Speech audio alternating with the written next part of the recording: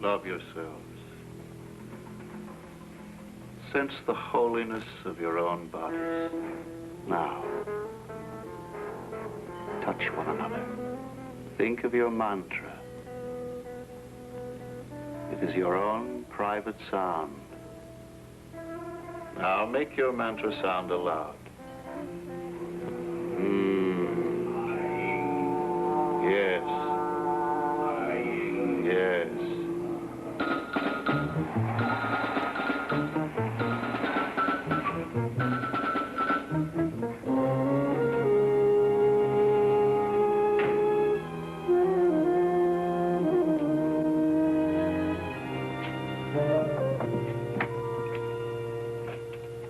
Yes, can I help you, sir? Where will I find Mrs. Daniel Miles? Well, she's, excuse me, but how did you get through the front gate? I'm Daniel Miles. I paid for the front gate and everything inside. Where's my wife? Let's see, in the main room. But I wouldn't go in there now, sir. Reverend Cutler is holding an encounter therapy session, sensory awakening. Very intense, sir. Purring like cats. Gentle as kittens. Loving.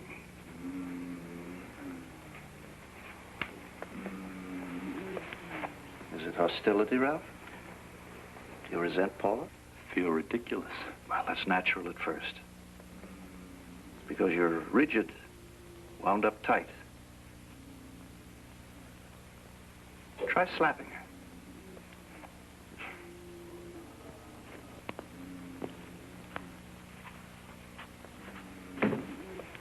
I don't like hitting women. What if one hits you first? Yes. Good. See, you slap until your slaps become love taps. Till your aggressions yield to love. Slap her again. You hit my wife again, I'll break your jaw. What are you doing here, Dan? Who's this guy? Dan, will you please wait outside? Don't ruin the session. I'm not going anywhere without my wife. I told you on the phone. I am staying here permanently. Now, Dan, you're welcome to visit, but not to come bursting in here, breaking up a religious session. This is a house of God. Well, that could pass for a house of ill repute. That's a lovely thing to say.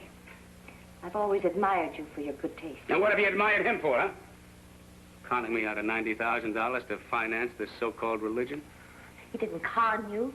He told you exactly All right, what... now look, that's enough. I'm not going to permit arguments in here. Paula, you're probably right. Now I'm going to have this place boarded up. Look, we are legally separated. She is still my wife, you know.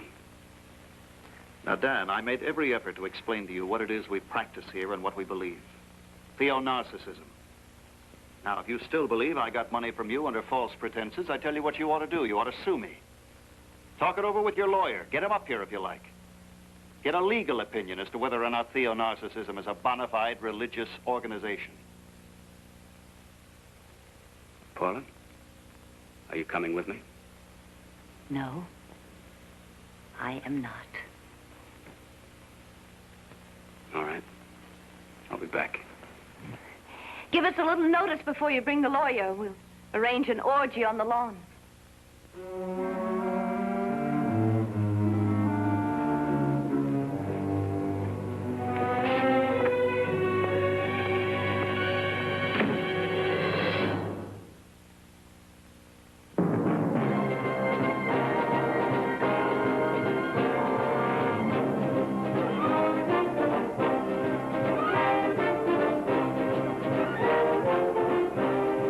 Judd. For the defense.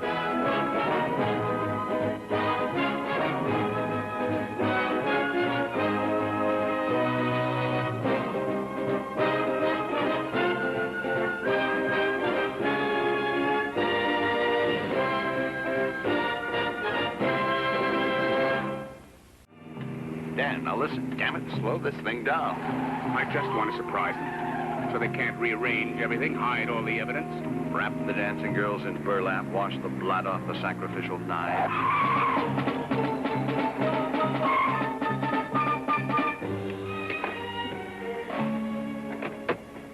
Whose side are you on? You're supposed to be my lawyer. I have been, and I may be again. At the moment, I'm deferring loyalties. Because of Paula, huh? She always could charm you. You know it. You'd like to see us back together again, wouldn't you? It's a question of what Paula would like. I've been trying to tell you that Cutler is a fake. Dan, people can fall in love with fakes. She's not in love with him.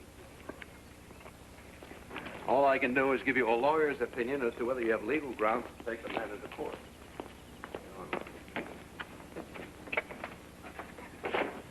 I don't know what Dan wants from a religion, but I only know what I want. Peace of mind.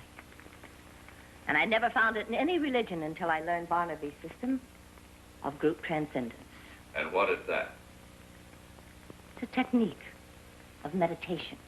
Theonarcissism itself is a technique. Oh, yes. For gypping the public. Please, Dan. The first time I heard my mantra spoken by Barnaby, I plunged. I just literally plunged deep down inside my own mind. I've never known such peace. What is the mantra? It's a very personal, private word sound, usually Sanskrit, although I have used some Latin words. How do you go about choosing a person's own personal mantra? Well, it's very complex, intuitive, and unexplainable. Tell me, Reverend, when did you discover that you had this gift from mantras? Not a gift. It's a science. Took me years to learn it. And I'm not going to try to explain it to two hostile, doubting Thomases in 5 minutes. Suppose you and I could take a brief tour of the ground. Ordinarily, Mr. Judd, I'd be delighted. But you come in malice, bearing your legal fangs. I come with an open mind. You'll have to pardon me, but I kind of imagine that your mind opens and closes in very close conjunction with your pocketbook. Barnaby, Clint isn't like that. There are no exceptions among lawyers. They can be bought, rented, or sublet. I haven't taken this case yet. But you will. If I think you've defrauded, Mr. Miles. Mm-hmm. So you've come demanding a sign, and I'm to scurry about to find you one, to match yours. The almighty dollar sign. You mean you've given up worshiping the almighty dollar? Since when? Dan, will you shut up for a minute? Reverend, all I'm asking for is understanding. All right, come on. I'll show you where we dance naked and sing black masses and all that sort of thing.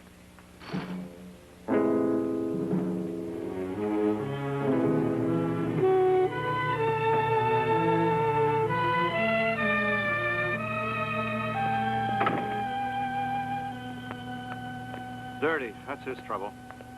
Dirty mind. He thinks money all the time. Money, money, money, for its own sake. There's nothing dirtier. I'm terrified of money. It possesses you. Like the first bad woman you ever knew in your life possessed you. If you wanted to keep her, you had to be there 24 hours a day.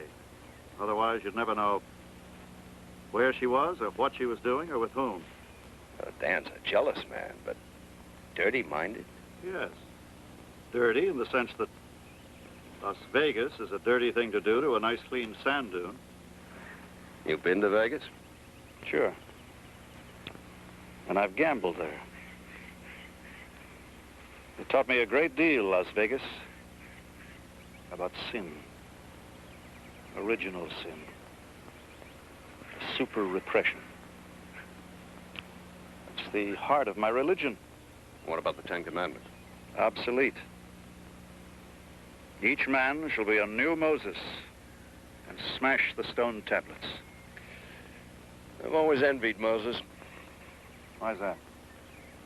The only man in history ever to manage to break all 10 commandments at one and the same time.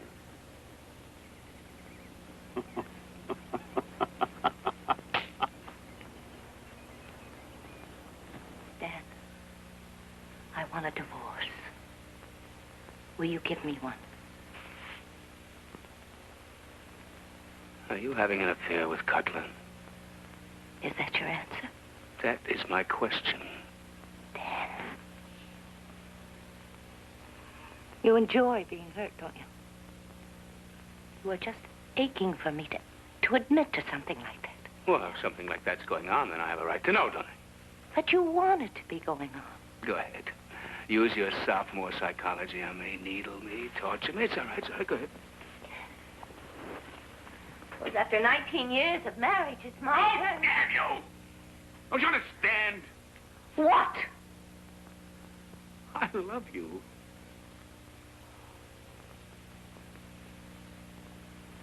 And, you won't get a divorce. I'll fight it. I thought you would, so. We'll just start the fight. Now. My lawyer is here. We've gone that far, huh, lawyer? Byron Schellenbach. How did you know that I was going to be here today? We didn't. I invited Byron out for several different reasons, including the mineral baths.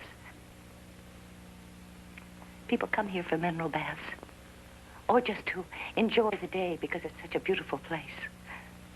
And you might think so, too, if you didn't have the kind of mind you have. Well, tell me this. What's the religious purpose behind communal bathing? Oh, that's exaggerated. The bathing is segregated far more often than it's coeducational. But when it isn't segregated? Well, let's put it this way. If our purpose is to become again as children, the first mask we can conveniently shed is our clothes. You'd be amazed, really, how many of your pretenses vanish when you take your clothes off. Suddenly, you're simply what you are. You can't imagine the freedom, the liberation. Clinton Judd, Esquire. And I came here to get clean. Selleck, the pirate of the Barbary Coast. May I ask what, in the name of corpus juris, you're doing here? Well, I came here for the scenery. I didn't think it would include you. Gentlemen, please, this is holy ground. You're defiling it with your evasions and other lawyerish talk. Anyway, Mr. Judd, you've found a friend, so I'll leave you. I have a sermon to deliver on ecstasy versus despair.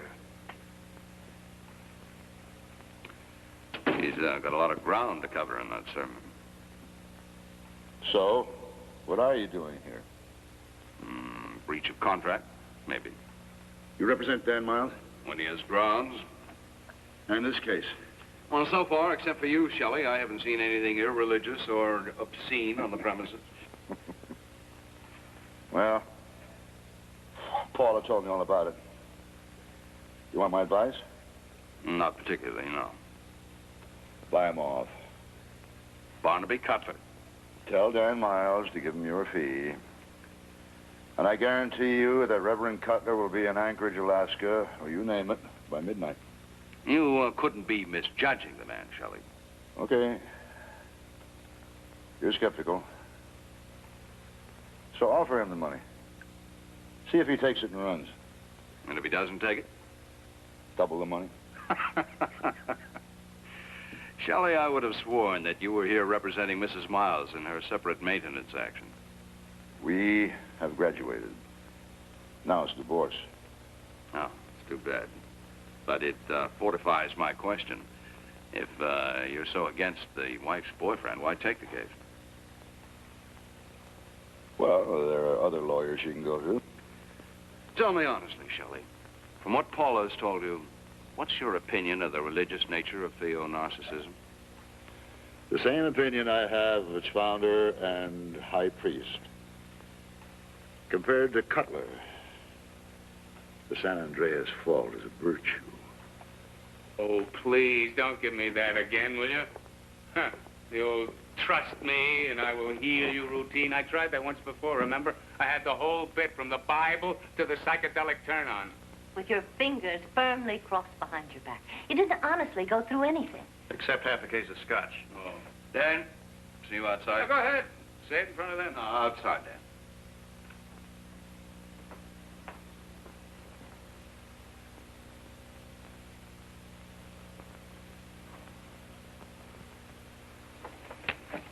Well? Dan, you've got no case. You think that Cutler's mishmash is a religion? Let me answer you this way.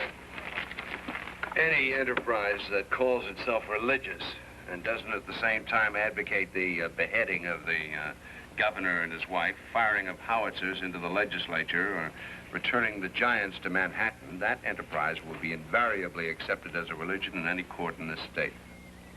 You can't be serious. Right? You're serious. But what a jury would believe is one thing. What you could make Cutler believe is quite another. I don't follow you. Go back in there with me and just say that you think you've got a good case of fraud or grand larceny or whatever against him. I couldn't do that. I just want to scare him a little. Enough so that he'll send Paula home. Dan, it's going to take a lot more than that to get Paula back. All right. You go ahead and run out on me. I'll stay here until I get a lawyer who will handle the case, even if I have to call every lawyer in the state. How about driving me back to the airport? Take my car and leave it there. I'll pick it up. All right, then. So long, Dan. See you in Houston.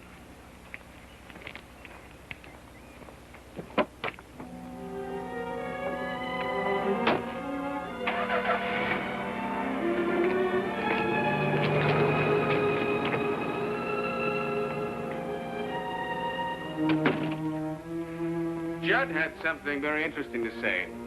I asked him to come in here and say it to you, but he had to catch a plane. Well? It seems that this quack religion is so obviously fraudulent that we don't have to draw the line at a civil suit. In other words, Cutler, if you give me any more trouble, I can have you thrown in jail.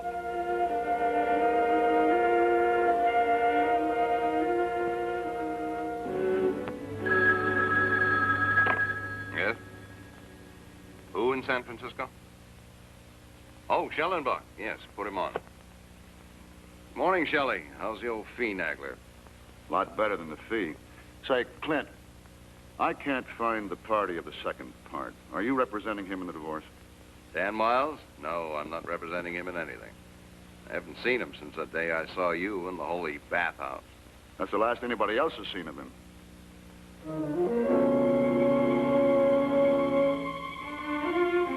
Hey, Douglas, we got it. That's where it was. Right at the bottom of the cliff. You want to take somebody down to make the identification? Okay. It's not going to be easy. He fell 200 feet. Tore himself up pretty bad. Anyway, here's his wallet.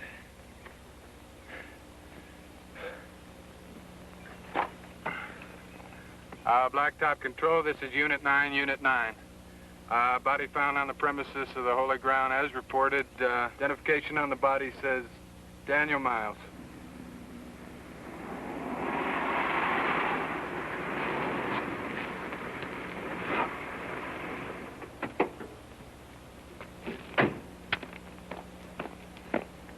Can I get in? No, sir. Got the place under sort of an impound. My name's Judd, officer. I'm a lawyer. Who's lawyer? Well, I don't really know yet. Oh, let him in, please. I sent for him. Hello, Paula. Thank God you could come. What really happened? Does anybody know? Well, we found him yesterday. He'd been dead 5, 6 days. What was the cause of death? Well, he fell off this cliff. Or he was pushed. He was not pushed. Come on, Clint. Now, Mrs. Miles, wait a minute. We still don't know who this fellow's representing here. He is Reverend Cutler's lawyer. Oh, yeah? Yes. That's why I sent for you.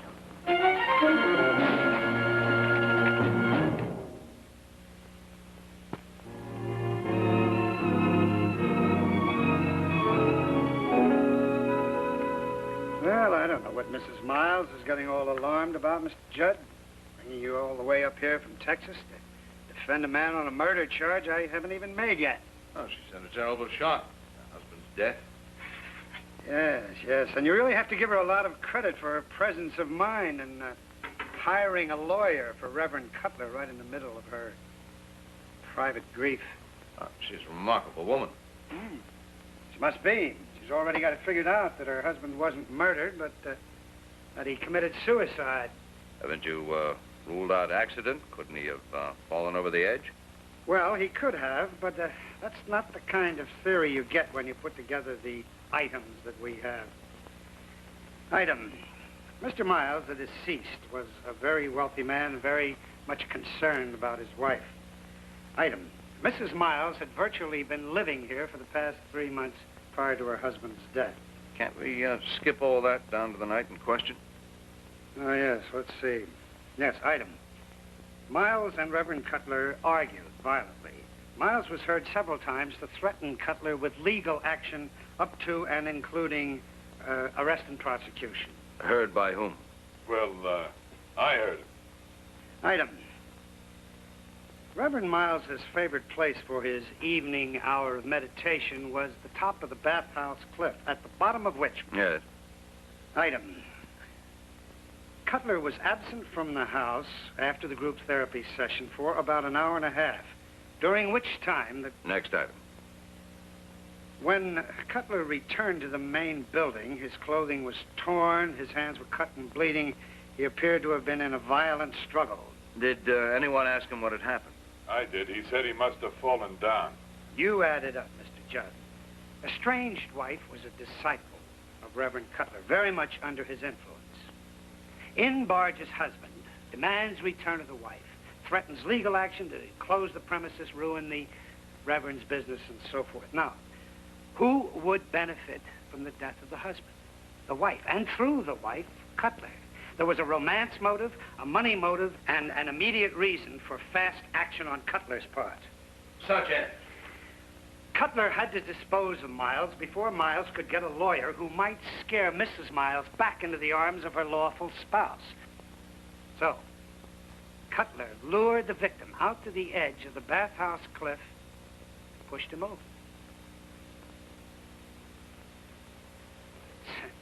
It's only a theory, but we're searching the area for clues. What could be missing? I haven't had a chance to question Reverend Cutler yet. I was waiting for his lawyer to be on hand. Very good of you, and I appreciate it. May I question him now? No. Mr. Judd, that's not what I expected of you. I may not let you question him at all if I decide to defend him. Anyway, he's meditating. Meditating? Where? On the cliff. You can't interrupt him, man. He won't be reading your wavelength.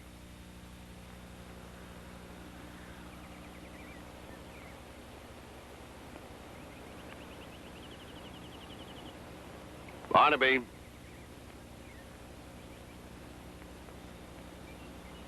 Now, come on, Barnaby. How about it? Clint, it's really better not to disturb him.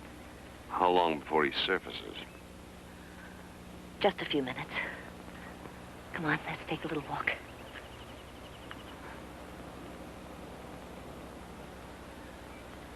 What did the district attorney say?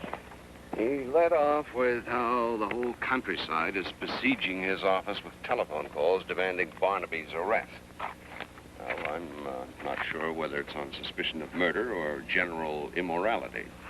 Well, people seem to have quite a reputation among your neighbors. Naturally. You see, the DA has a theory that Barnaby killed Dan to prevent him from getting a lawyer to scare you into leaving Barnaby. That's ridiculous. He already had confronted Barnaby with a lawyer who threatened to have him arrested for fraud. And I never made the slightest move to Wait a minute. What lawyer? Byron? Yes, Byron Schellenbach. He says now that he was kidding. But it certainly didn't sound like it that afternoon. Dan talked Shelley into threatening arrest? That wouldn't be hard. Shelley never cared very much for Barnaby. Oh, well, that defuses Mr. District Attorney's theory. You know what this is, Mr. Judd? A new fuse. Item? Reverend Cutler was wearing this medallion the night that Miles went over the cliff. Item. We just found this in a crevice near the spot where Miles's body was found. Item. I am ordering Cutler's immediate arrest.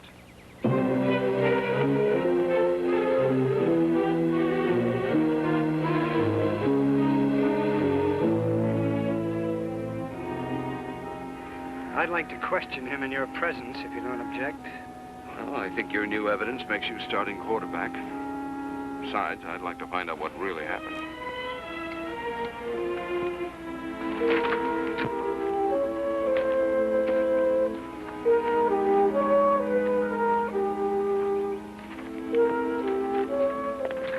Barnaby Cutler? Yes? Mr. Cutler, you're under arrest. The charge is suspicion of murder. You're entitled to the services of an attorney under the law. All right. Barnaby, I'll represent you at this point if you want me to. St. Judd of the Boots. I suggest you answer a few questions from the district attorney here, unless I object to them. Fine. You recognize this, Reverend? It's my medallion. I was wondering what happened to it. It was found at the spot where the body was recovered. Well, how did it get there? You tell us. Well, I understand I was on the cliff that night. What do you mean you understand? They tell me I was there, but I don't remember. You don't what? Remember. Did you see Dan Miles on the cliff? I don't know.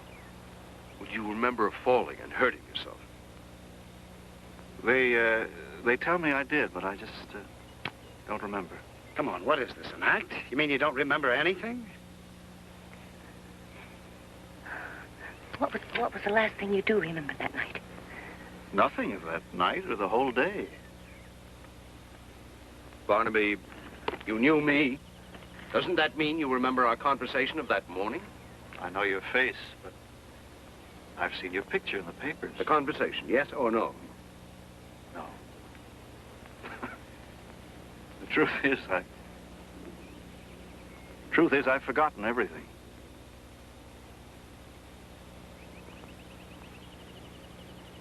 Until mid-morning of the following day, I even forgot who I was.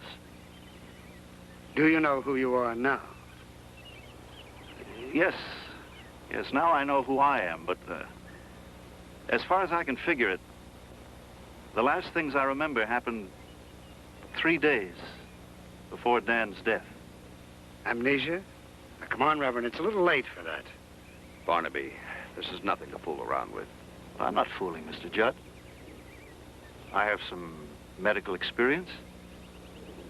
I have a cut in the back of my head, obviously caused by a severe blow.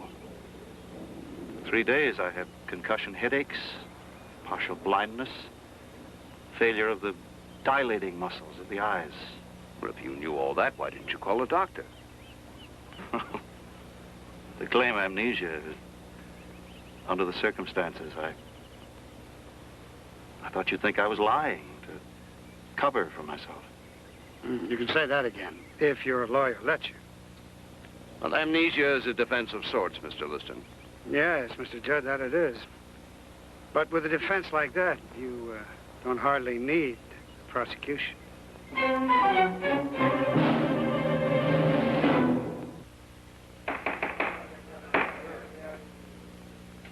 If Your Honor, please, the prosecution prefers not to present any additional evidence at this preliminary hearing. In my view, the evidence already presented gives more than ample cause to believe that the death of Daniel Miles probably came about through a criminal act, probably committed by the defendant, Barnaby Spencer Cutler, who should therefore be bound over for trial on a charge of murder in the first degree. I thank the court. Is defense ready, Mr. Judd? Yes, Your Honor. Proceed. If it please the court, defense wishes at this time to move for a dismissal of the charge against the defendant. And the grounds, Mr. Judd? Incompetency of the defendant to stand trial due to amnesia. A complete loss of memory of the events surrounding the death of Daniel Miles. Are you prepared to prove amnesia? No, and I doubt anyone ever has been, Your Honor. But I am prepared to introduce legal precedent. Very well. Wilson versus the United States. In this case, it was held that a criminal defendant's loss of memory may deprive him of the fair trial and counsel to which the Fifth and Sixth Amendments entitle him. It occurs to me, Mr. Judd, that our first business is to arrange for expert psychiatric examination of the defendant. Your Honor, the defendant has already been examined by 2 physicians who have reported that he did, in fact, suffer a severe blow to the head. In other words, we are talking about traumatic amnesia resulting from a physical injury. Now, what would a psychiatric examination prove? Your Honor, what Mr. Judd fails to grasp is that the defendant isn't just any normal, everyday citizen. This is a man who invented his own religion and promoted himself his own holy mountain. Your Honor, if Mr. Liston wishes to accuse the defendant of putting on an act, I can assure him that no psychiatrist can tell for certain one way or the other. Nevertheless, I would like to have such an expert opinion, Mr. Judd. And I invite both counsel to join with me in chambers for the purpose of selecting a psychiatrist acceptable to all of us. This court is in recess. What's the matter with that judge? Is he vicious or just plain stupid? Everybody knows I had a severe blow on the head. Why does he place me at the mercy of some maladjusted psychiatrist? Barnaby, please, honey. Reverend, I just come into this case, but already I can see that what my associate said about your silver tongue is an understatement. Now, you try lashing out at that psychiatrist with it, and I wouldn't blame him if he certified you a 200% faker. Very well, Counselor. I'll be sober as a judge and straight as a jacket. As God is my next witness. Why are you being so hostile? You're not doing yourself any good with all this. Well, that makes 2 of us. Yes? I've worked for years to eliminate my repressions. I've made it my religion. It's impossible that my amnesia could be neurotic. But you can't reject the possibility out of hand. That would be neurotic in itself. Look, suppose you didn't murder the man. You just saw him commit suicide by jumping off the cliff. And this shocking thing created a neurotic amnesia. Would this kind of hysteria be less objectionable to you? What's objectionable to me is your refusal to recognize such an obvious case of organic and traumatic amnesia that the dumbest medical student in my class would be able to diagnose, even as they were flunking him out of school. Huh. You went to medical school. Are you a doctor as well as a minister? What medical school did you attend? Well, I'll give you a hint. It was an Eastern college with a dean who was famous for advising the lowest percentile of his students to become psychiatrists. He used to say, in that field you won't cure anybody, but at least you won't kill anybody either.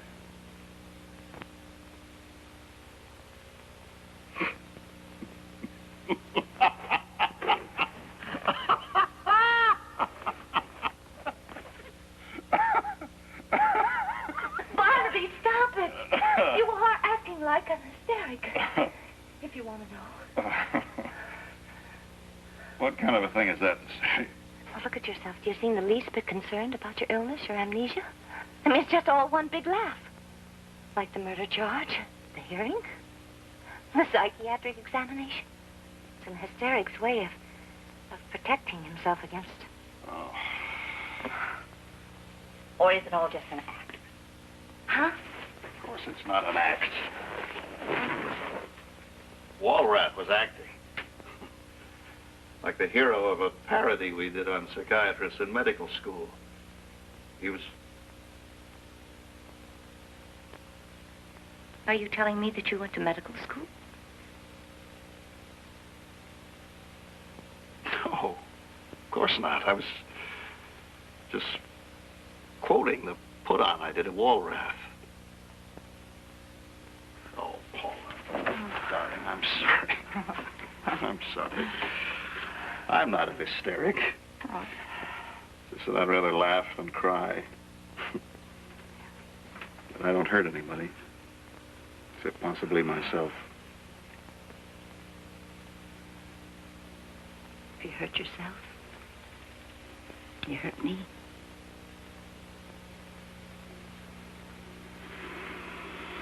You know, if you care about me, Why do you simply refuse to accept the responsibility of caring? I think, of course, I care.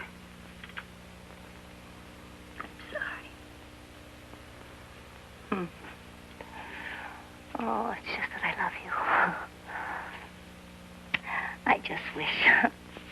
What? Oh. What do you wish? I wish that sometimes you wouldn't give people a false impression. Well, maybe I am false. False priest, false prophet, false victim of amnesia. Maybe they'll convict me as charged. Don't say that. If you're that afraid, maybe there's some doubt in your own pretty little mind, huh? All right, Doctor. Tell me, what is the conclusion which you bury in the verbiage of all of this report? Is the defendant genuinely suffering from amnesia, or is he faking? He is genuinely suffering from amnesia. He is? In my opinion, he is. And I believe it to be traumatic amnesia from the injury to his head, going back in time 3 days. Then, in your opinion, the defendant has no recollection of the night of the death of Daniel Miles? None whatever. Is this demonstrable? Not in any legal sense. Oh, fine. Now, as to the defendant's overall sanity, would you certify him competent to stand trial? I would have to, yes. Well, you seem to hesitate. Well, I feel quite badly certifying a man competent to stand trial when a memory loss obviously renders him incompetent as the most vital 72 hours of his entire life. Well, yes, Dr. Ronrath, you are to be commended for your charity. And that's all. You're excused. Thank you. This is not an easy decision. But I will hold this to be the dispositive factor. That the defendant has not been found incompetent in any significant way. Defense motion for dismissal is consequently denied. This hearing stands adjourned until 10 o'clock tomorrow morning.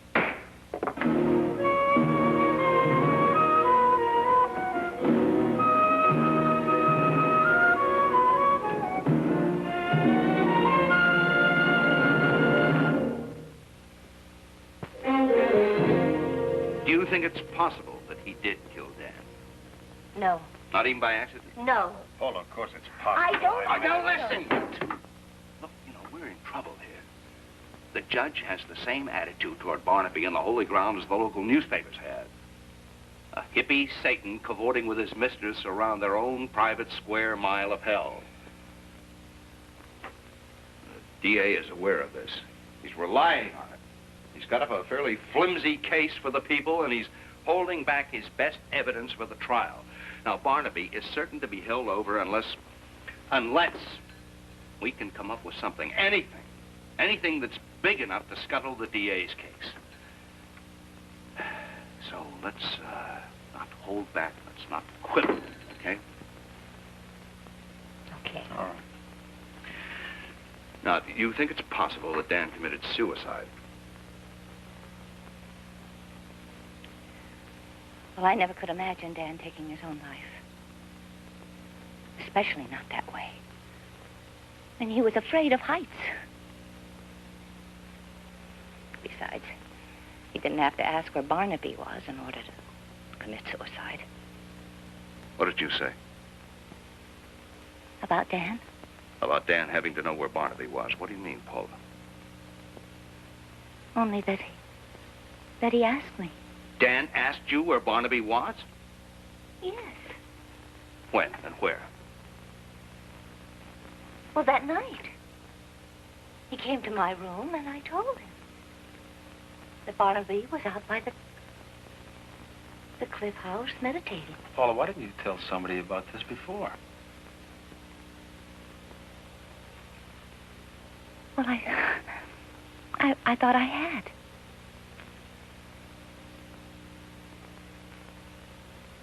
Well, I told you, Barnaby, didn't I? When? That night. Paula, I don't remember anything about that night.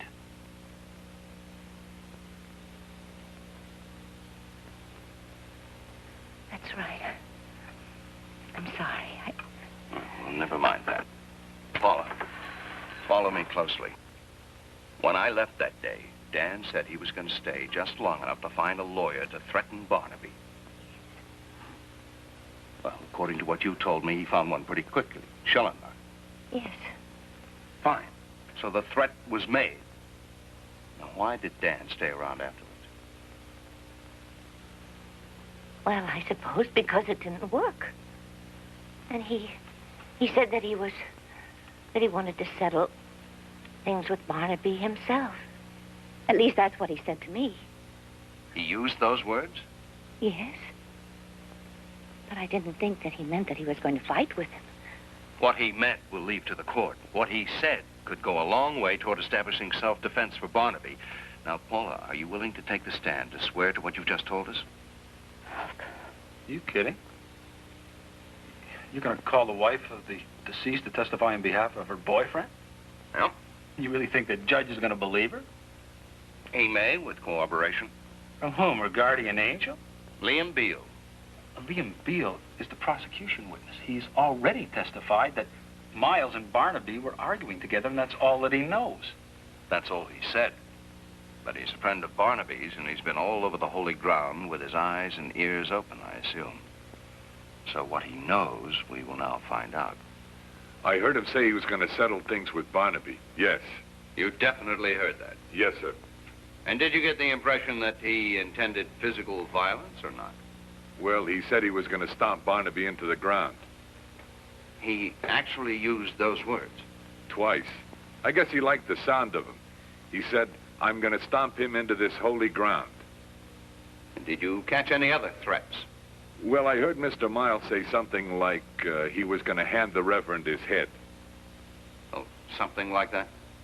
Or break it. But you're not sure exactly what? No, because don't forget, this was at the group therapy session. Are you telling the court that Daniel Miles attended the group therapy session that night? Yes, sir. He was there. Of course, I knew he wouldn't want to go for any reason except to make trouble, which he did. By trouble, do you mean that he assaulted Reverend Cutler at that time? No. But he did threaten to? Oh, yes. Well, then, wouldn't it be fair to say, Mr. Beale, that Mr. Miles stayed on the holy ground for the sole purpose of stomping Reverend Cutler into it? Well, no. No? I mean, it wouldn't be fair for me to say that, not after what I picked up at the group therapy session. What do you mean by what you picked up? On the soundtrack. What soundtrack? Well, I take movies of about half the session so everybody can look at them afterwards. Your Honor, at this point, I must object. Mr. Judd is cross-examining on a subject not covered in direct... No.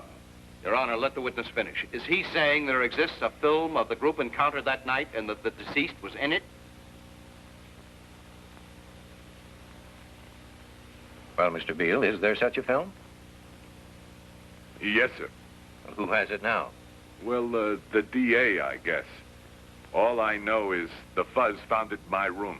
Your Honor, it is perhaps understandable that the DA has been hoarding his best evidence to spring upon us at the trial, if there is a trial.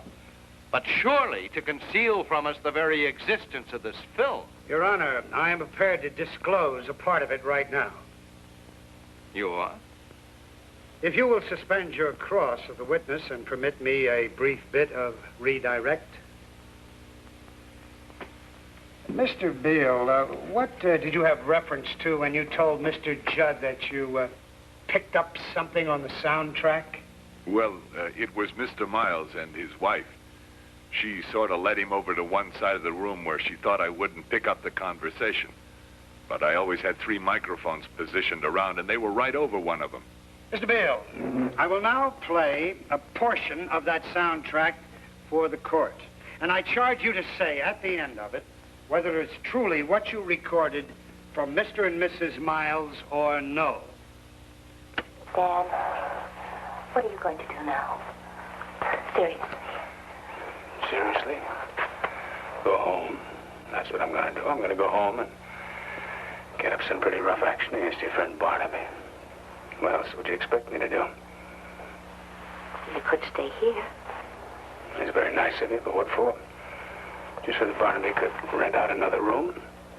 I have to tell you a very funny thing. What? Do you know the real reason I slapped you? Was that suddenly I couldn't face what I saw while you and Barnaby were, confronting one another. That you were much more of a man than he was. What does that mean? You're still my husband. There's no reason why you can't stay in my room. Sit.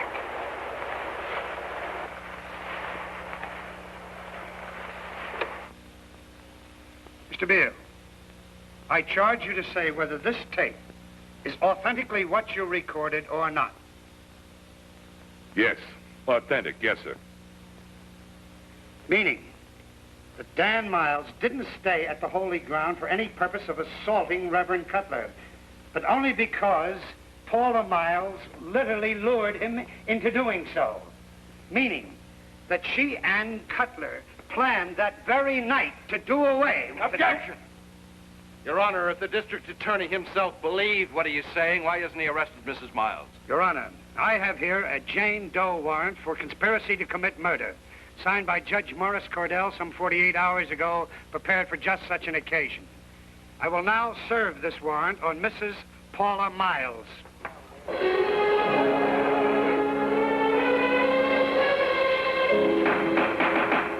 Sorry, Counselor, but you asked for it.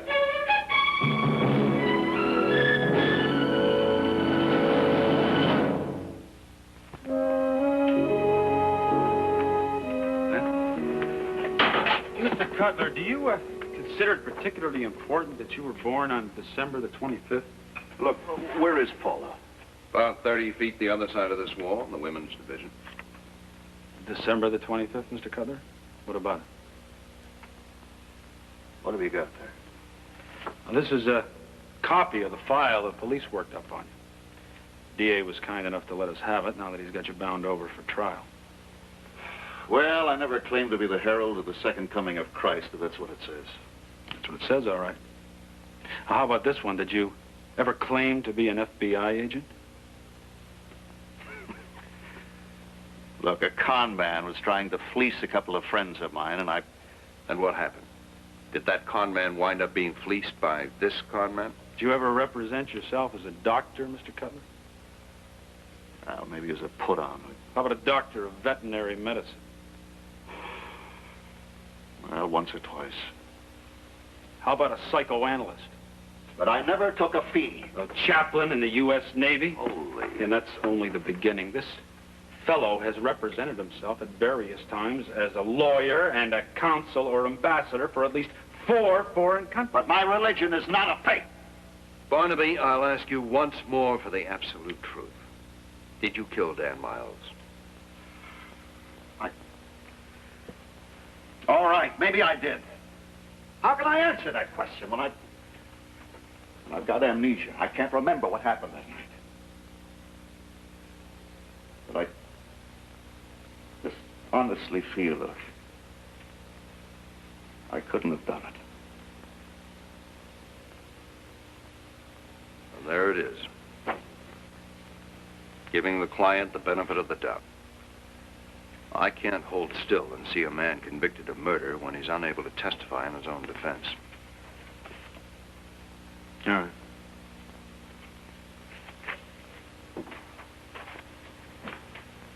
Look, client, the DA claims that he has a film of your group therapy session the night that Miles was killed. 16 millimeter with soundtrack taken by your assistant, Liam Beale. One question. If there is, in fact, such a film, is there anything in it that could convict you? Look, can't you understand? I don't remember what happened that night. I don't know what's on the film.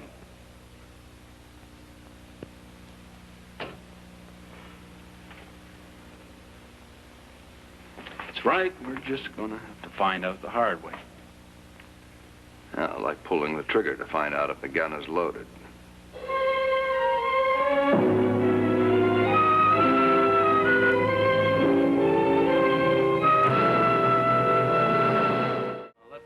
record show this, please? We're about to screen a film made available by Assistant District Attorney Ambrose Liston in the presence of Reverend Barnaby Cutler and Mrs. Paula Miles. This film purportedly shows a ceremony on the premises of the Holy Ground, a religious organization founded and headed by Reverend Cutler. The purpose of the screening is to give either or both of the defendants an opportunity to confirm or deny the authenticity of the film. Officer, would you start it, please?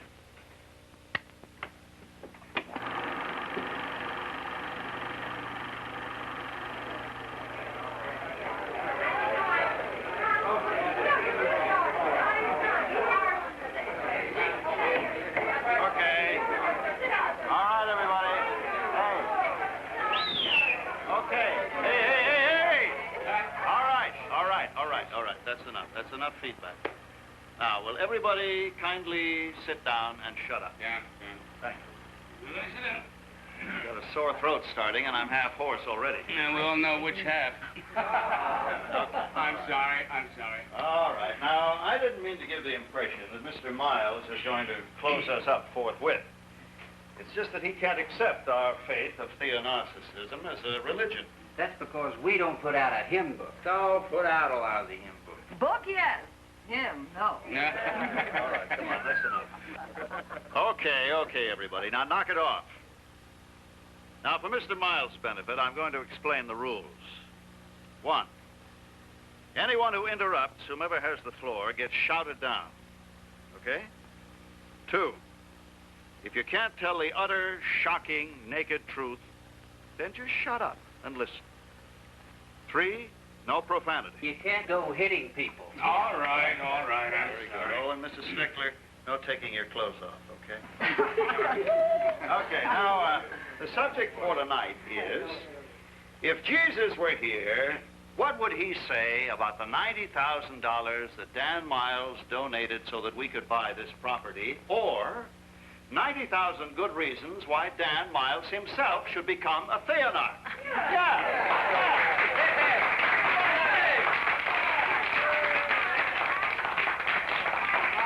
Hey, you know what I'll do? I'll spend $90,000 9 times over in order to drag you out into the bright daylight, because you're not a minister of any real religion. Suck it to him, Daniel. Shut up! I think our Reverend's an angel!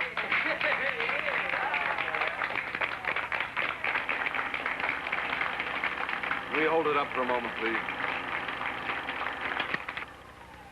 For the record, does Reverend Cutler accept the DA's claim that this film was made by Liam Beale and found in Beale's room? Yes, I'm sure it was. Liam photographed many of our group therapy sessions so that we could study them later. I thought I told you that. Yes, but what you didn't tell me was that Dan Miles ever came to one, particularly the one on the night he was killed. I told you before, I have no memory of that night. Paula, you remember it, don't you? Yes, Why didn't you tell us about it? I forgot. Just like that, you forgot? Yes. Why shouldn't I forget? I mean, it was just another quarrel with a lot of shouting.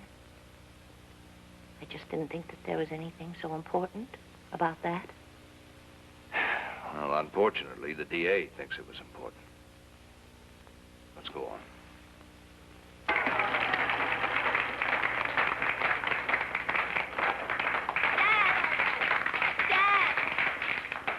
Who are you to judge real religion? Or anything else real? Reality to you is real estate. Oh, and what do you think it is to him, huh? The high priest of the theonarchs? What is religion to a man who uses God's name as a credit reference? Dan, you are not being honest. And how about you, Mrs. Miles? Yeah, he's got more reality than you have. I mean, the holy ground. It's okay, man, but maybe this cat really wants his wife back. I am nothing to him but another piece of property. What are you to the Reverend? That's the big question. Don't you think you owe your husband the answer? Why doesn't your husband ask? Or maybe he doesn't want to hear. Yeah. Come on, Daniel. Come on and ask her. Come on, No help us. guts. All right. All right, Paul, it's your game. The truth. no matter how painful. Now, wait a minute. Just a minute. Our object here is to speak freely, which is not the same as offensively. Oh, cut it out. Well, if you're so concerned about hurting Paula's feelings, then suppose you answer the question. You, Cutler, you. What is the question? Are you having an affair with Paula? That is the question.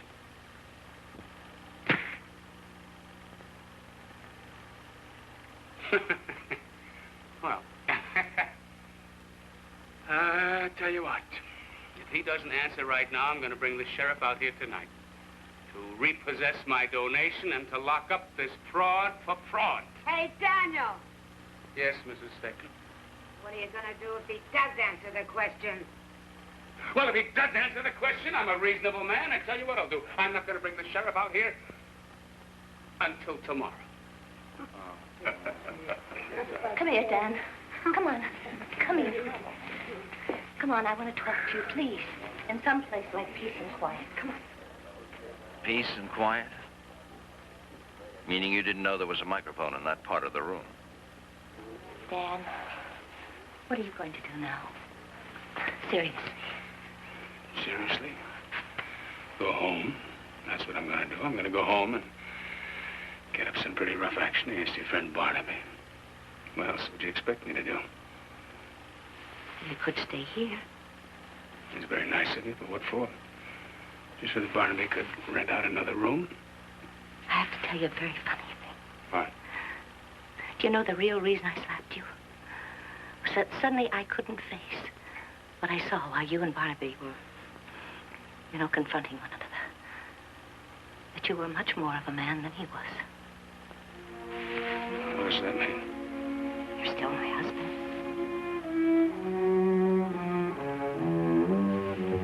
There's no reason why you can't stay in my room.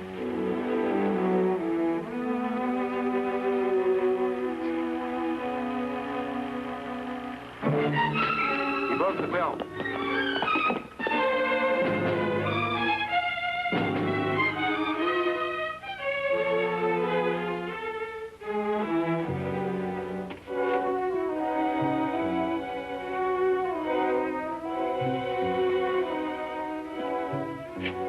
You've got 10 minutes.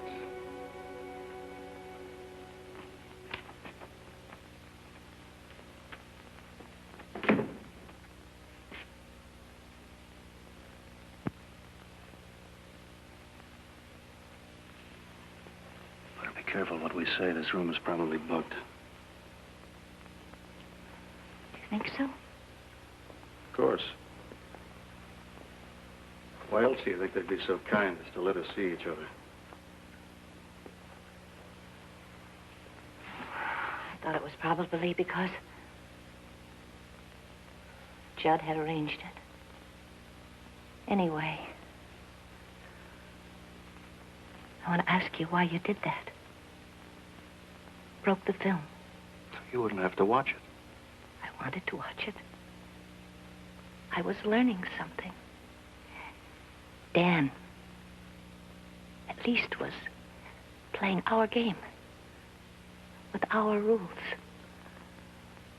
But you wouldn't.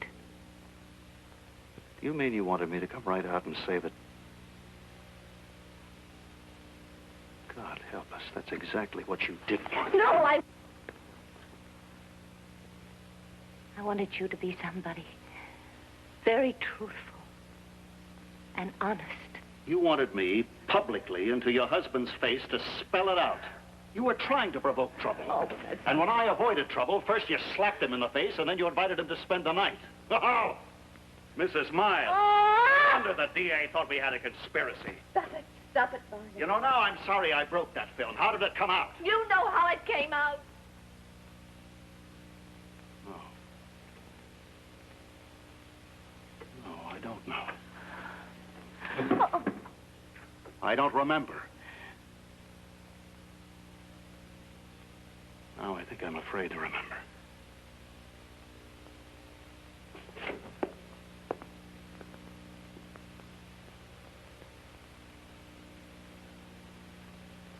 Yeah, well, on the other hand, with Barnaby's little Tarzan act during the movie, the DA will argue that it proves that Barnaby knew a whole lot more about what was on that film than he would have if he really had amnesia.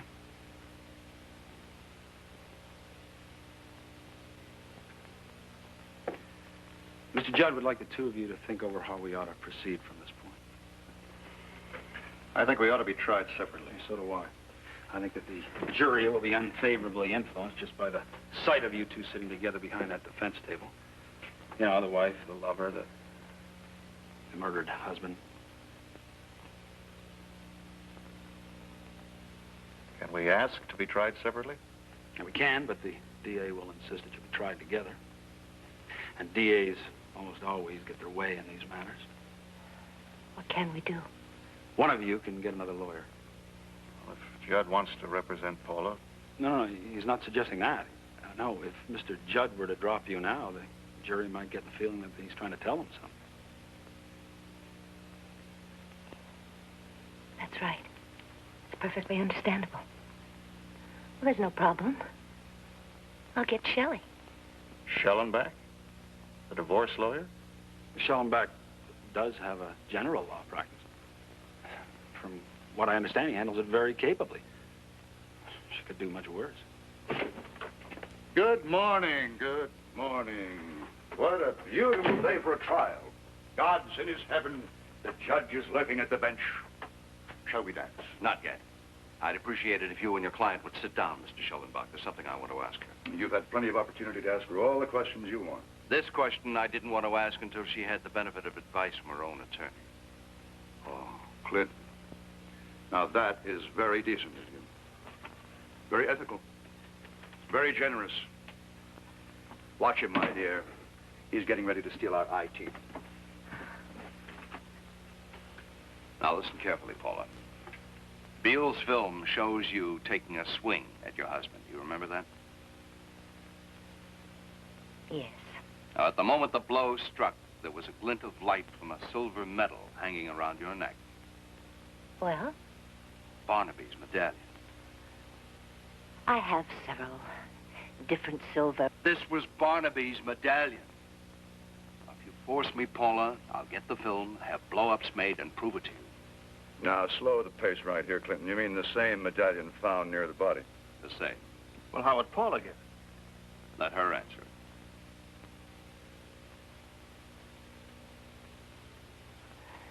Barnaby, don't you remember? I told you that about the medallion. When did you tell me? The day after Dan was killed. Paula, don't you understand yet? Oh. Yeah, sorry. I keep getting the days mixed up. Paula, in the name of my staggering sanity, was it Barnaby's medallion or not? Don't answer that. Shelley, just got into this and you're acting shifty already. You defend your client, I'll defend mine. Now, he gave her the medallion in my presence, actually, in lieu of an engagement ring. And Paula told Dan that she was filing for divorce. Well, why didn't she tell the DA about it? I advised her to say nothing until we could see which way the windsock was pointing, that's why. I gave you the medallion? Yes. That afternoon.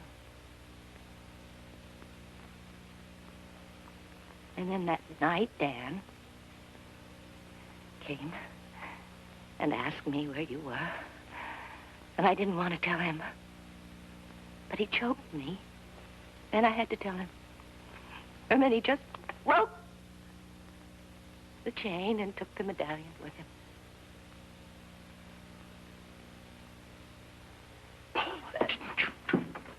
Didn't you realize what that information could have done for Barnaby at the preliminary hearing? Well, I'll give it now. It's no good now. You're on trial for conspiracy. You expect the jury to accept your girlish excuses, explanations, and alibis now? Oh, stop yelling at her. She said she told me, and I believe her. What you would do if you really loved this little lady, you fraud, would be to tell him to go ahead and hang you. Why don't you? In the name of justice, hang you. Let her alone. Right? Come along, my dear.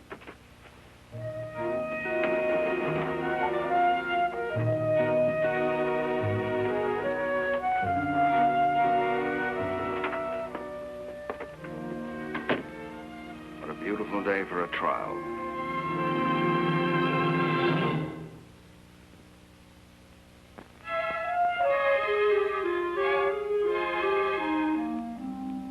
So that there's not one shard, shred, or sliver of evidence to connect Paula Miles with the death of her husband.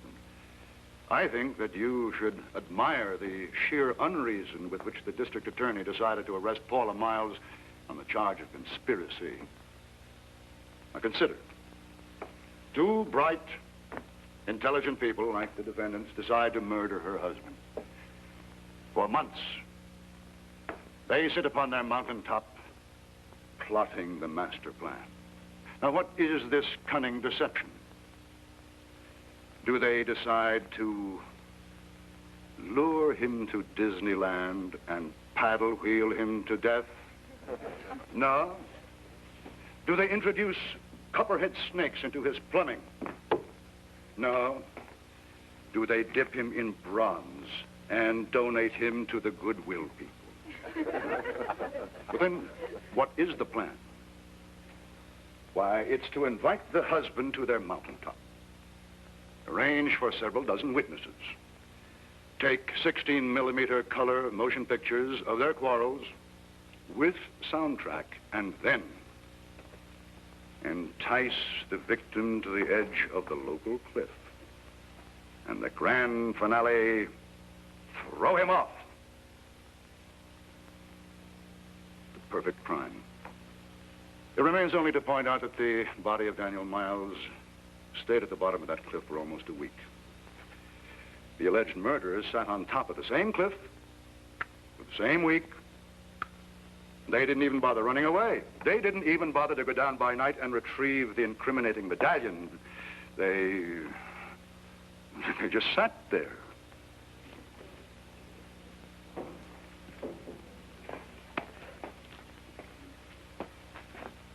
Did two murderers ever look less like murderers?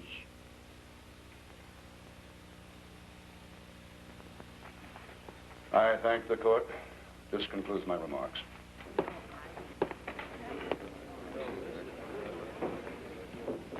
Very neatly done for a knife job. What knife? It's like this, Barnaby. You didn't go down and retrieve the medallion. Why not? I had no memory of what happened. Exactly. So you don't get any credit for not running. But, Paula, why didn't you go down and retrieve the medallion? You didn't have amnesia. I didn't know Dan's body was down there. Exactly again. So it looks like Paula didn't know anything about the death of her husband. Shelley, you deliberately incriminated Barnaby. Don't you worry about a thing. May it please the court, and if the defense has no objection, I would like to take the admittedly unusual step of calling as first witness for the prosecution, Clinton Judd. Your Honor, I assume that the district attorney wishes to question me concerning my conversations with my late client, Daniel Miles, but certain aspects may still be considered privileged and confidential. Your Honor, I have no intention of violating anyone's privilege. Mr. Liston, will you come in from left field, please? What bearing on the issues? On the issue of what the defendants actually had to fear from Dan Miles, enormous bearing, Your Honor. Prosecution contends that they had everything to fear because no rational man could conclude that Cutler was practicing an honest religion. Now, defense contends that such fear was non-existent, based on Mr. Judd's own private judgment, that Miles could not have proved fraud and could not, therefore, have been a real threat. Are you persuaded, Mr. Judd? I'm intrigued, Your Honor. A moment, please. He's calling me up, gentlemen. He ain't no Clarence Darrow. I say defend your convictions. And if we're not careful, we'll be appealing our conviction. But I think I have to take him on. And then you visited the bathhouse. It came with the tour. You were told about the mixed nude bathing they have there? Hearsay. I didn't see one mixed nude bather the whole time. Mr. Judd, what is your definition of religion? Oh, I would say it was the pursuit of an ideal way of life or values based upon that ideal. What about God? He's very frequently consulted. But not necessarily. Well, there are religious groups all over the place who believe God is dead. Oh, then it would be fair to say that your definition of religion would be loose enough to include what Reverend Cutler calls theo-narcissism. Let's say it was liberal enough. Suppose I could prove that there was regular coeducational or mixed nude bathing there. I wouldn't necessarily reverse myself. Wouldn't you? And if I could introduce testimony to the effect that this nudism often led to sexual promiscuity, would you still call it a religion? I would still defend Reverend Cutler's right to call it a religion. All right, Mr. Judd. Nudism, promiscuity, none of that shakes you. What about the use of narcotics, which is what the narc in theonarch really stands for? The ceremonial and unbridled group use of marijuana, LSD, and methadone to stimulate so-called religious experience. Are you prepared to prove that, too? With my next witness. Now, Mr. Beale, I will ask you to say whether any promises were made to you in return for your testimony. Well, no promises, but, Go on, say the word. I assure you it's perfectly proper. immunity? Fine. Now, please explain to the court what your function was with regard to any use of drugs at the Holy Ground.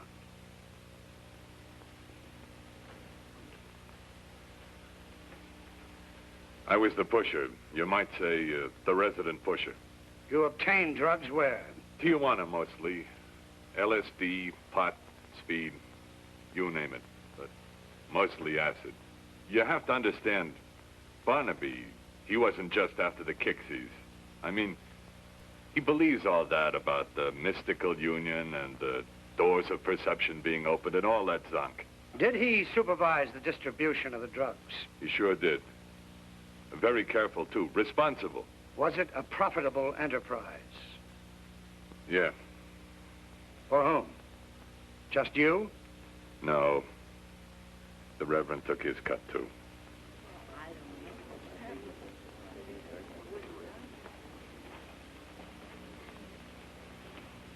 Listen, I'm telling you right now that if this case goes to the jury as it stands now, they won't take 20 minutes to find them both guilty, and you know it.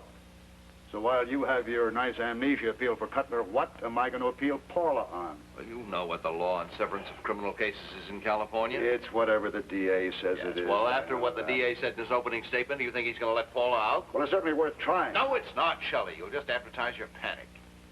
Don't you realize if there was anything I could possibly do to help Paula, I would? May I make a suggestion? Please do. Hypnosis. You know, Barnaby and I have discussed it at length. Hypnosis, shock, sodium amytal, any treatment that stands a chance of restoring his memory. Well, what's stopping him? You tell him, Reverend. Well, I'm afraid of what I might remember. For your sake? Or for mine? Well, I could say for your sake, and it would sound great, but I've got to stop posing sometime.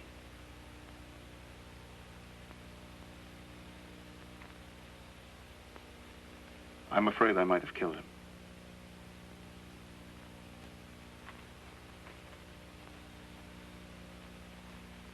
When you said you'd do anything to help Paula, was that another pose?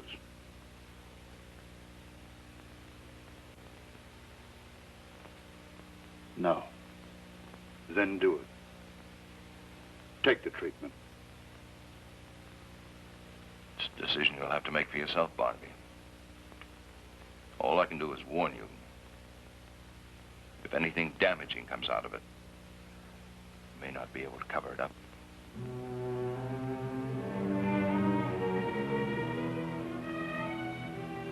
All right, you warned me. Hypnosis, okay? Set it up.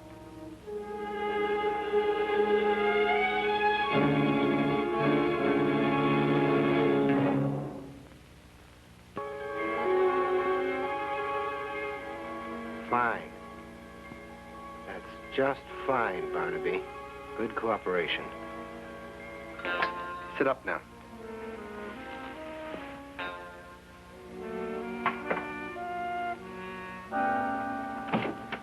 Come on in, Mr. Judd. Thank you.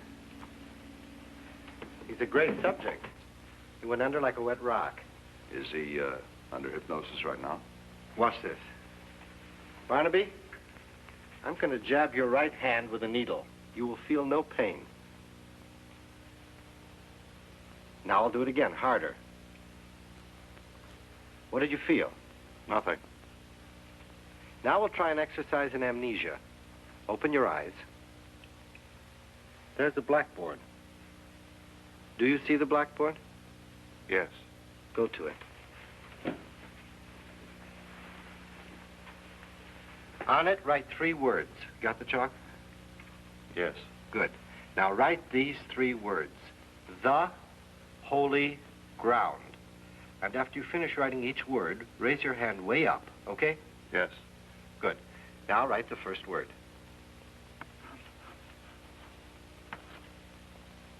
Read the first word. The. Now write the second word.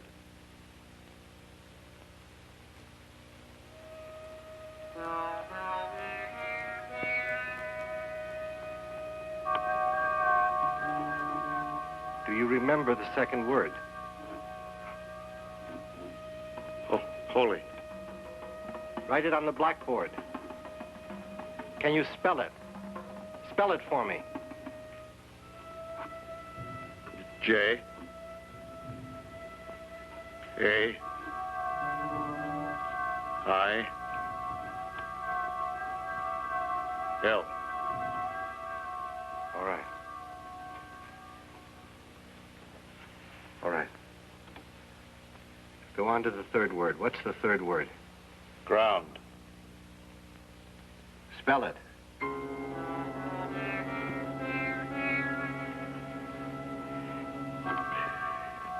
P. A. U. L. A.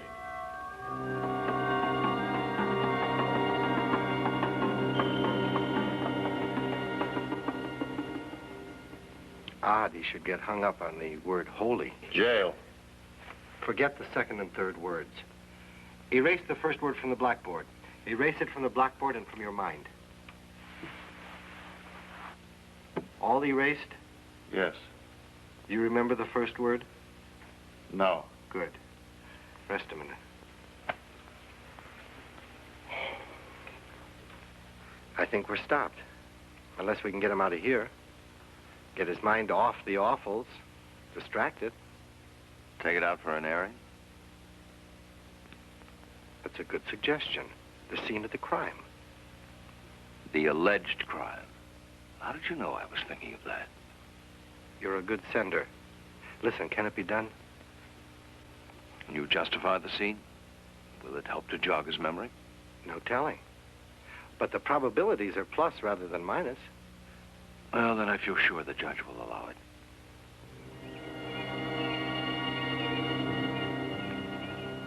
Blackboard. Do you see the blackboard, Barnaby? Yes. All right. Now, on the blackboard, write 3 words. Barnaby loves Paula. Barnaby loves Paula. Who's kidding who? Shelley, if this doesn't interest you, why don't you go jogging somewhere? Like on a freeway. On the contrary, this interests me very much. But not half as much as it's about to. Oh, will it never cease? What's about to double your interest?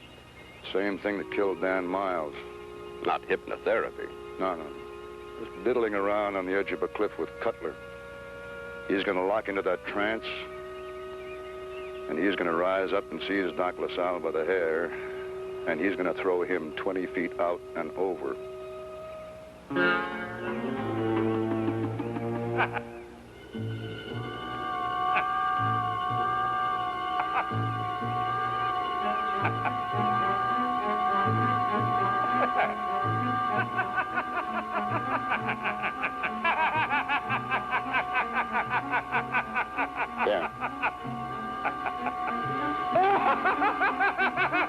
Dan, for God's sake, don't go near the edge.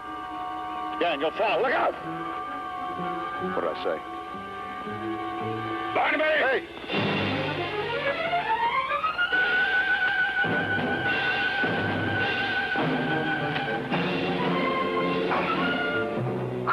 Out of your sleep now, Barnaby. Out. Hold it. 5, 4, 3, 2, 1, and out.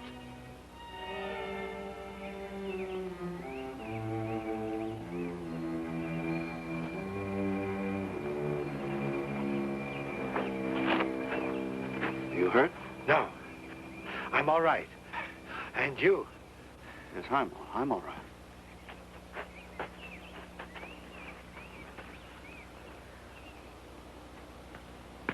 I told you when we were wrestling to remember something, do you?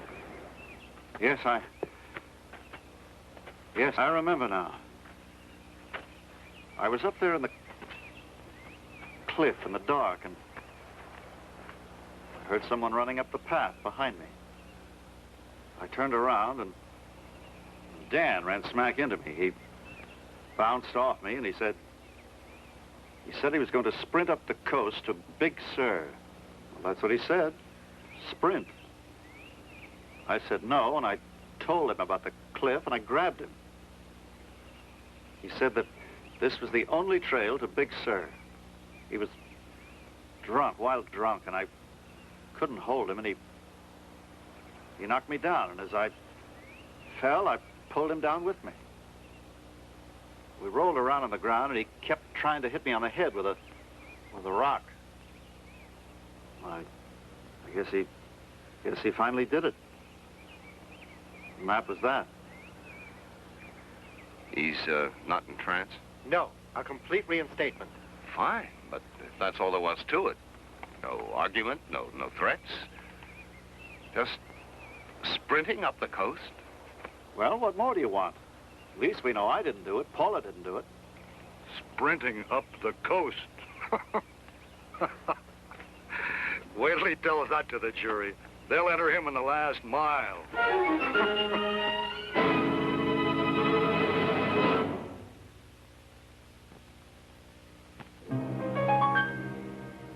Now, Reverend Cutler, no, I'll drop that title of respect with your permission for this next question. All right. Would it surprise you to be told that there are people in this courtroom, probably on the jury, who think you're a liar? I told the truth about what happened on that cliff. Well, maybe you did, but you've also told these people about posing as a doctor, a lawyer, a veterinarian. Look, we've been through all that before. A Navy chaplain. Look, can't you understand? Those things were only ways to... Look, let me say it, all right? To minister to people. Even if you had to lie to get them to accept your ministry? Yes. And you now expect these people to believe your statement that Daniel Miles ran out senselessly to the edge of that cliff and over, all you did was try unsuccessfully to stop him? Yes, I do. Why should they believe the word of a self-confessed liar? But look, let's face it. An expert liar like me, if I were going to make up a lie now, wouldn't I make up a better one than this? Now, Barnaby, I want you to be very meticulous about telling these people this. Why didn't you trust them before? Because they couldn't see what I saw. You mean they weren't turned on to your particular vision of reality? Not turned on is exactly it.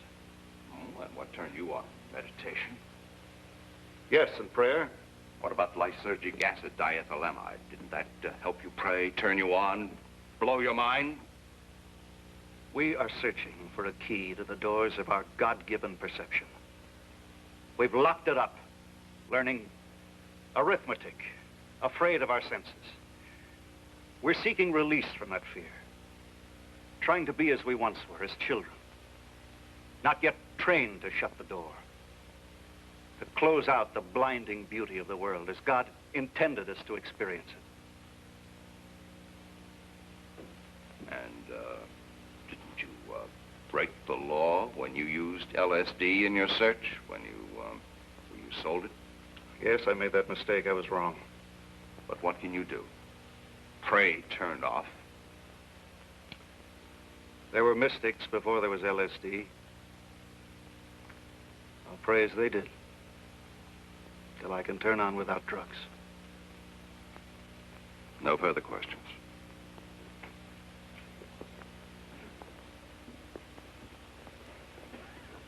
Well, it's not humility, maybe, but it's out of the same pot.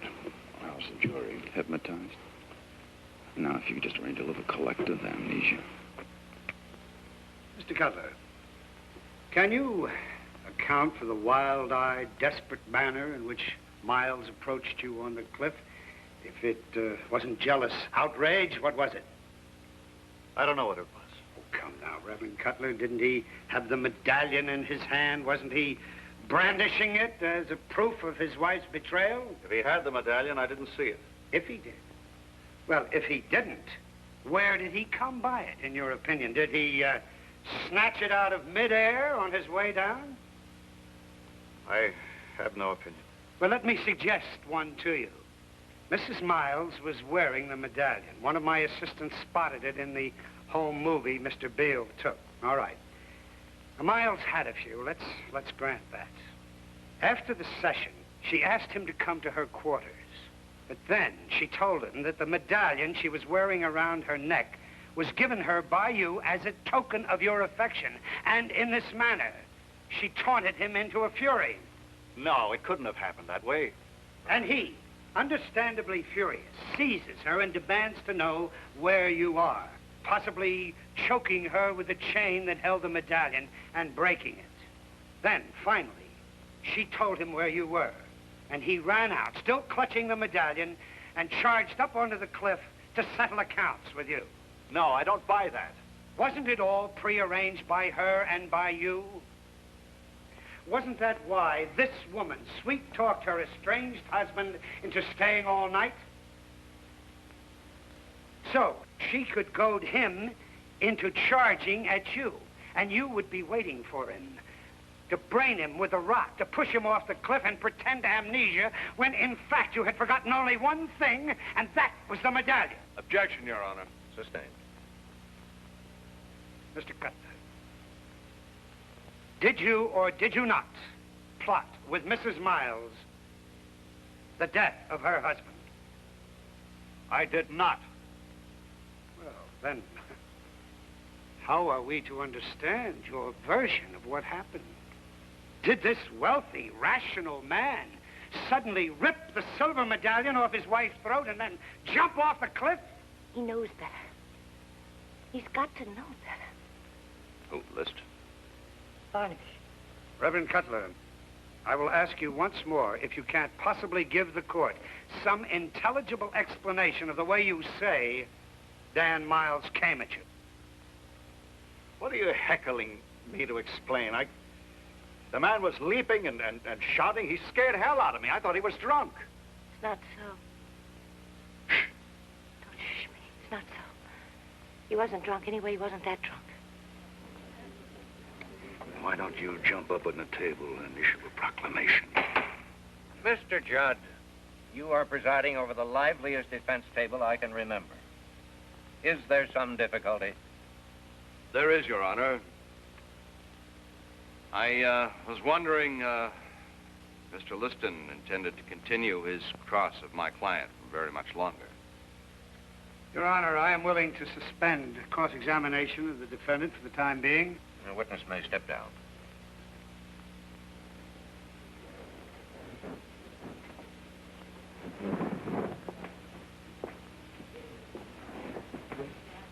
May it please the court, I would like to call Mrs. Paula Miles to the stand. But she is a defendant and cannot be made to testify against her will. I'd be willing.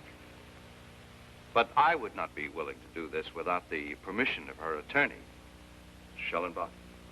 Like anybody can stop a woman from shooting off her mouth. Was that you said, Mr. Schellenbach? I said fine, Your Honor. My client wants a meaningful dialogue with Mr. Judd instead of with her own attorney, but that's fine, sorry. Let her go ahead. Now, Paula, I believe that most of the country has heard via the press that you invited your late husband to spend that night in your room. Did he, in fact, arrive at your room? Yes. Now, what, if anything, happened? Well, at first, nothing. Except that we argued about Barnaby and Theo narcissism and the divorce and all that. Did he threaten violence upon the person of Barnaby? Not at first. Did he force you to tell him where Barnaby was? Not at first. Well, when did these things happen?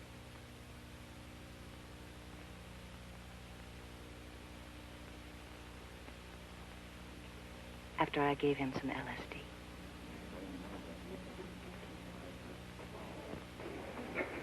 After you what? I said to Barnaby, I don't know how many times, that I thought it would help. We might even be able to convert Dan to theonarcissism if we turned him on. If we gave him some LSD.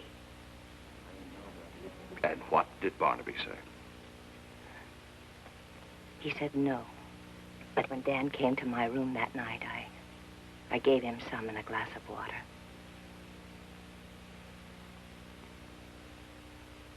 I know it's hard to believe, but I did it out of friendship. All right, go on. That's about all, really. He went wild and tried to choke me. And after about 30 minutes of pushing me around the room, wrecking the furniture, he ran out, waving the medallion. Did you follow him to the cliff? No. Did you have any intention of harming him? No. Did you ever discuss or mention killing Dan with Barnaby or anyone? No. Do you realize now that admitting you gave LSD to a person who subsequently died a violent death can subject you to a very serious charge? Yes, I know. That's why I was afraid to say anything before. Did you ever tell Barnaby about this? Yes, that night. But he never said anything, so I thought I'd better not either. With the court's permission, Mr. Cutler is still sworn. Right.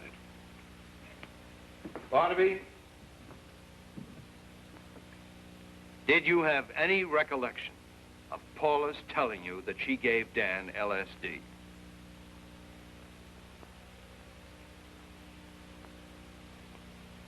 God help us, no, I did not. May it please the court, defense rests.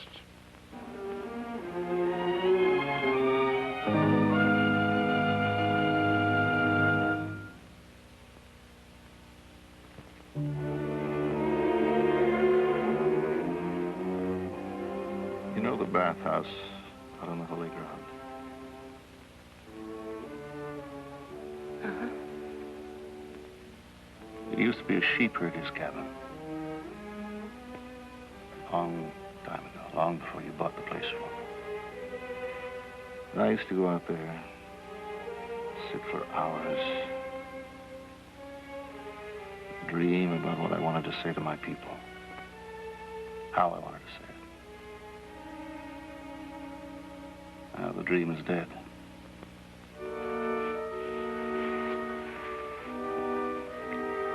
The dream is dead. Long live the dream.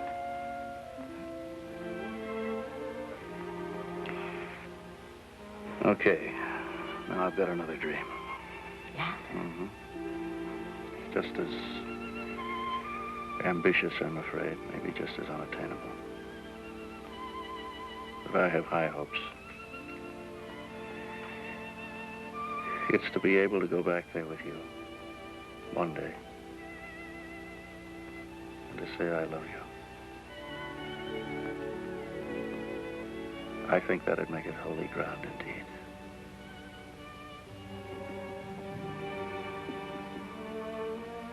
You want to make a small bet?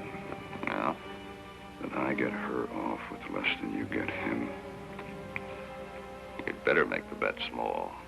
She's facing rougher charges than he is. Why rougher? They're both up for possession of dangerous drugs. But he was trafficking. But she gave the stuff to a man who may have killed himself under the influence. But he's in violation of federal law as well as state law. They can't lock us up forever. Paula, To say I love you and mean it. Really mean it. That's the essence of the dream.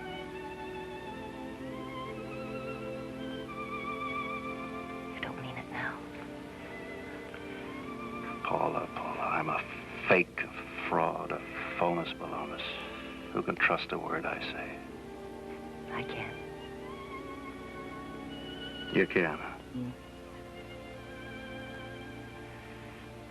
You must be pretty dumb, then.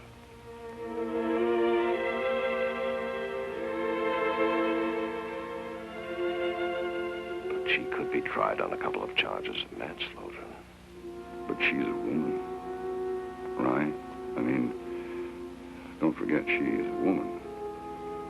I don't hesitate pulling out that particular stop and addressing a jury. All right, Shelley.